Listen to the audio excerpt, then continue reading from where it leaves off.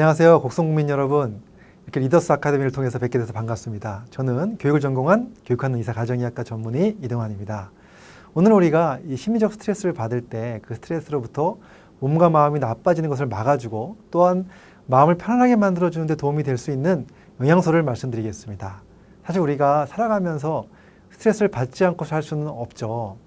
만일 이 중에서 나는 전혀 스트레스를 안 받는 사람이다, 그런 분이 계시다면 이 영상을 안 보셔도 됩니다.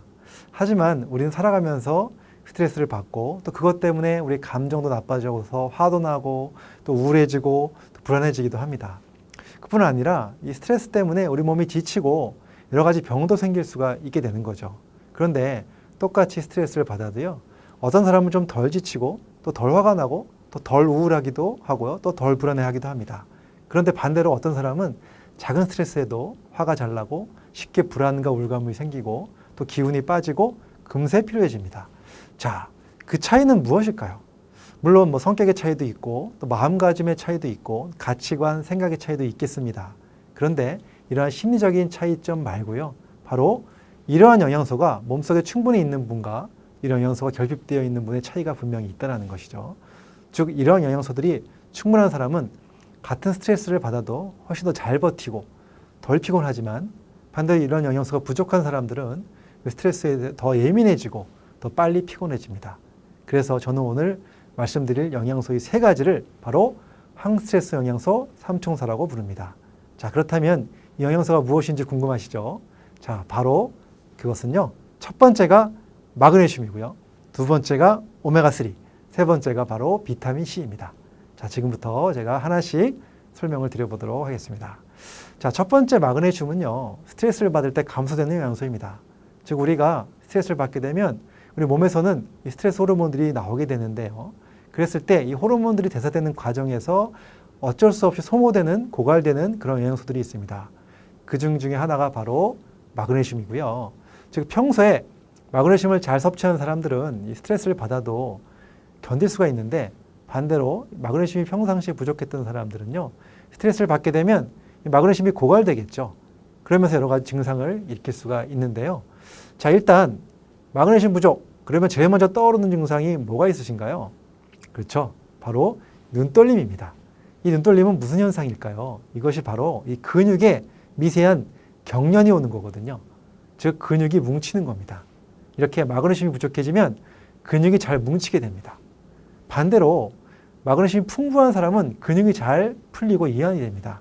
그래서 이 마그네슘의 역할 중 하나가 바로 근육을 편안하게 풀어주고 이완시켜주는 것이 하나의 역할이라고 보시면 됩니다. 그래서 평소에 마그네슘이 부족한 사람은 스트레스를 받으면 바로 마그네슘이 더 부족해지고 근육이 경직되고 뭉치기 시작하게 되는 거죠. 그러면 눈떨림뿐만이 아니라 이 어깨 근육 있죠? 이 승모근도 잘 뭉치고요. 또 여러분들 스트레스 받으시면 근육이 더 경직되고 여기저기 뻐근하고 아픈 경우가 많으실 텐데, 그런 것도 이 마그네슘 부족과 관련이 많이 있는 겁니다. 또 쥐가 잘 나기도 하고요. 즉 다리에 쥐가 잘 나는 분들도 이 마그네슘 부족과도 관련이 있다고 되어 있습니다. 그런데 이 마그네슘이 부족해지면 근육이 잘 뭉치는데, 이 근육이 뭐 어깨나 팔, 다리 이런 데만 있는 것이 아니라 바로 우리 몸속에 정말 중요한 혈관에도 근육층이 있습니다. 이 혈관벽에도 근육층이 한 층이 있는데요, 스트레스를 많이 받게 되면 마그네슘 부족해지면서 혈관벽에 있는 근육도 수축이 되겠죠. 그렇게 되면 혈관이 좁아지겠죠. 그러면 어떻게 될까요? 그렇습니다. 바로 혈압이 올라가게 되는 것이죠. 그래서 마그네슘이 매우 중요한 것입니다. 그런데 마그네슘의 역할 중에 이 근육을 풀어주고 이완시켜주는 역할 말고도 또 정말로 중요한 역할이 또 하나 있습니다. 그것이 바로 세포에서 에너지를 만드는 역할입니다. 즉 세포에는요, 에너지를 만드는 공장이 있죠. 이 공장이 잘 가동되어야만 우리가 힘이 생기고 활력 있게 살아갈 수 있는 것이죠. 그런데 이 공장이 잘 돌아가려면 여러 가지 필수적인 영양소들이 필요합니다. 그 중에 대표적인 것 하나가 바로 이 마그네슘입니다. 그러니까 스트레스를 받고 마그네슘이 부족해지면 당연히 에너지 공장이 잘 가동이 안 돼서 쉽게 피로해지고 에너지가 떨어지게 되는 것이라고 보시면 됩니다. 그래서 특히나 스트레스를 많이 받거나 또 스트레스에 민감한 분들은 더욱더 마그네슘에 신경을 쓰셔야 합니다. 그렇다면 이 마그네슘이 가장 많이 들어있는 음식 무엇일까요? 바로 첫 번째로 많이 들어있는 음식은 바로 다시마입니다. 그 다음에 견과류에도 많이 들어있지만 다시마가 월등하게 많이 들어있는 음식이라고 보시면 되고요. 그래서 평소에 이 다시마를 잘 챙겨 드시면 정말 좋은데요. 사실 이 다시마는 좀 데쳐서 드셔도 좋고 또 티각으로 만들어서 드셔도 좋습니다. 근데 매일 꾸준히 먹을 수 있는 팁을 제가 하나 알려드리면요. 우리 곡성 국민 여러분들 집에서 국이나 찌개 끓이실 때 육수 쓰시죠? 그때 멸치 육수 많이 쓰실 텐데 이때 다시마를 같이 쓰시면 정말 좋습니다. 다시마를 우려내게 되면 그 육수를 안에도 마그네슘이 들어있기 때문에 보충하는 데 큰 도움이 되실 겁니다. 또 그렇게 하는 것이 어려우시면 그냥 가까운 약국에 가셔가지고 문의하셔도 됩니다. 요즘에는요, 이 마그네슘 영양제들이 굉장히 많이 나와 있기 때문에 또 쉽게 구입하셔서 드셔도 도움이 되실 것 같습니다. 그리고 스트레스를 많이 받고 신경 쓰신 날 저녁에요. 이 스트레스를 풀기 위해서 많은 것들을 하실 텐데요. 그 중에서 혹시 이 음주 하시는 분들 많이 있으실 것 같습니다. 그런데 이 술을 드시면요, 몸에서 알코올을 해독해야 되고 그 해독되는 과정에서 또 여러 가지 영양소들이 소모가 되는데 그 중에 하나가 또 마그네슘입니다. 즉 우리가 하루 종일 스트레스 받고 음주까지 하시게 되면 마그네슘을 2번 죽이는 셈이 되는 거죠. 스트레스 받으면서 마그네슘이 소모됐는데 음주까지 하면 더 떨어지는 겁니다. 그래서 신경을 많이 쓰고 스트레스 많이 받으신 날 술을 드시면요, 어떻습니까? 우리 몸의 근육이 더 뻣뻣해지는 경험을 해보셨을 겁니다. 자, 그 이유가 바로 이 마그네슘이 고갈되면서 근육 경직이 잘 생기기 때문인데요. 그래서 이제 술을 드실 때도 안주로 다시마 같은 걸 많이 챙겨 드시면 도움이 될 것 같습니다. 그런데 제가 강의를 다니면서 이런 이야기를 좀 드리다 보면 가끔 저한테 이렇게 질문하는 분들이 계십니다. 원장님, 저는 술을 먹으면 근육이 오히려 쫙 풀리는데 어떻게 된 겁니까? 이렇게 물어보시는 분들 계신데 제가 분명히 말씀을 드리죠. 그것은 근육이 풀리는 것이 아니라 알코올 때문에 잠시 정신이 풀리시는 것 같다라고 말씀을 드립니다. 그런 분들 술이 깨시면 더 느껴지실 거예요. 온몸이 뻑적지근해지고 근육이 아프실 겁니다. 그렇기 때문에 평소에 마그네슘을 잘 챙겨 드시는 것이 이 근육위원에도 정말 중요하다는 사실을 정확하게 아셨으면 정말 좋겠습니다. 자, 그 다음으로 두 번째로 말씀드린 영양소, 바로 오메가3 지방산입니다. 우리는 흔히 오메가3 하면 혈관 건강을 위해서 먹어야 한다고 많이 생각을 하실 텐데요. 물론 그 말도 맞습니다. 그런데요, 그뿐만이 아니라 정말로 오메가3는요, 정말 여러 가지 효능을 가지고 있습니다. 특히 스트레스를 많이 받는 사람들한테는 정말 좋은 영양소가 바로 이 오메가3인데요. 관련해서 영국에서 이러한 실험이 있었습니다.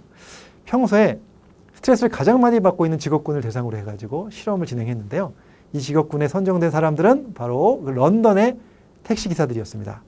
런던은요, 도로가 아주 좁고 복잡하고 교통체증이 심하기 때문에 이 런던 택시기사들이 굉장히 많은 스트레스를 받는다고 합니다. 그래서 그분들을 대상으로 이 스트레스 호르몬을 측정을 한 거죠. 바로 코티솔이라는 호르몬을 수치를 검사를 했습니다. 근데 이 수치는요, 스트레스에 반응하는 수치인데요. 이 수치를 측정을 해보았더니 역시 스트레스가 높은 상태로 나타났습니다.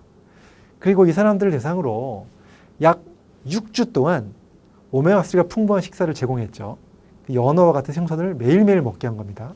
그리고 나서 똑같은 일을 하는 상태에서 다시 한번 그 코티솔 수치를 측정해 보았더니 그 결과가 정말로 놀라웠습니다. 그 수치가 확연하게 감소했기 때문이죠. 자, 그렇다면 이 오메가3가 이 스트레스 호르몬 수치를 어떻게 감소시켰을까요? 자, 그 이유는요, 오메가3와 같은 불포화 지방산은 그 신경세포의 막을 구성하는 데 사용되는데요. 그 결과 신경의 안정에 도움을 주기 때문입니다. 즉, 신경이 예민한 상태를 좀 덜 예민하게 해주는 효과가 나타나게 하는 것이죠. 자, 이러한 이유 때문에 신경이 예민한 증상을 가지고 있는 그 아이들이 있습니다. 주의력 결핍 과다 행동장애라고 해서 ADHD라고 부르죠. 그런 하나들을 대상으로 한 연구 결과가 있는데요. 그 하나들을 대상으로 오메가3 지방산과 유사한 불포화 지방산을 충분히 섭취시킨 결과 이 예민한 신경 증상이 확연하게 감소되었다는 연구 결과도 있을 정도입니다. 자, 이렇게 오메가3는요, 스트레스의 민감성을 낮추어주고 또 스트레스로부터 우리의 몸과 마음을 지켜주는 정말로 중요한 영양소라고 보시면 됩니다. 자, 그렇다면 오메가3가 풍부한 음식 무엇일까요? 여러분들 다 아시겠지만 바로 생선이죠. 예, 생선을 많이 먹는 습관을 가진 사람들은요, 굳이 또 오메가3 영양제를 따로 챙겨 먹지 않아도 될 정도로 정말 생선에는 오메가3가 풍부하게 들어있습니다. 그 다음 식물성으로는요, 아마씨에 많이 들어있는데요.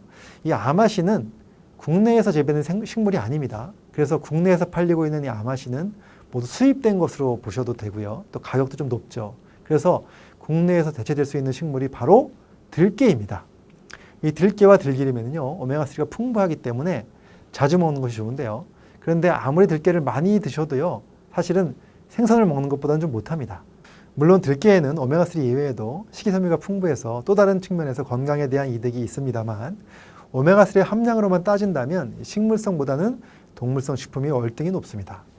그렇기 때문에 들깨와 생선을 골고루 같이 드시는 것이 좋습니다. 그리고 들기름을 드실 때는요, 꼭 열을 가하지 않고 짜낸 냉압착 방식으로 만든 들기름이 훨씬 더 좋습니다. 왜냐하면 오메가3는 열이 가해지면 산패가 되면서 그 좋은 성분들이 파괴되어 버리거든요. 그래서 가능한 열을 가하지 않은 들기름이 좋고요. 또 음식에 들기름을 넣을 때도 열을 가하지 않은 상태에서 활용하시는 것이 훨씬 더 좋습니다. 자, 그럼 이제 세 번째 영양소는 바로 비타민C. 여기에 대해서 말씀을 드려보도록 하겠습니다. 자, 비타민C에 대한 것은 너무 많이 잘 알려져 있어서 그 효능을 다 하나하나 설명드릴 필요는 없을 것 같고요. 대표적인 것, 비타민C는요, 이 스트레스에 대한 저항력을 길러주는 영양소라고 보시면 됩니다.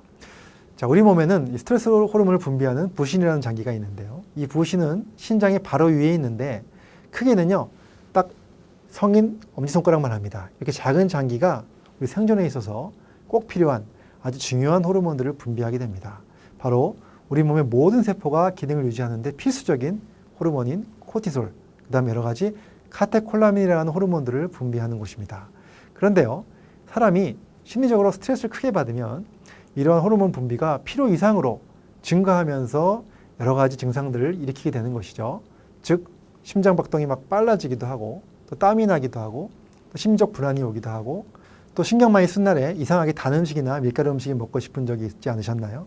이런 현상도 다 부신에서 분비하는 호르몬 때문입니다. 그뿐 아니라 소화 기능이 저하되기도 하고요. 또 근육이 잘 뭉치면서 긴장성 두통이 생기기도 합니다. 그런데 이때 이 스트레스 상황이 해소되지 않고 이러한 상태가 지속되다 보면 결국 부신의 과도한 활동으로 이 부신 자체가 지쳐버리게 됩니다.